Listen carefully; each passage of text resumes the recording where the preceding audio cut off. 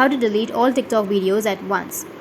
So if you want to delete all of your TikTok videos at once, then what you need to do is first make sure that you have a stable internet connection. Once you have your stable internet connection, you need to open up your TikTok. After opening, go with your profile, which is on the bottom right, and from your profile you need to go with the top right, which has that 3 horizontal lines. Go with settings and privacy, and here you need to go with the activity center. Under activity center, you need to scroll down and you will have manage post visibility option. Just click on that, and here you will have all of your posts.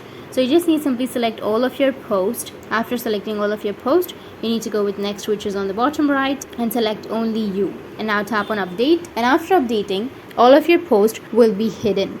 It won't be deleted, because if you want to delete all at once, then it's not possible. You need to delete one by one, but you can hide them. So you just need to simply go with the privacy and just hide all of your videos, and it will be removed from your profile. That's it, and if you have any questions, feel free to comment below.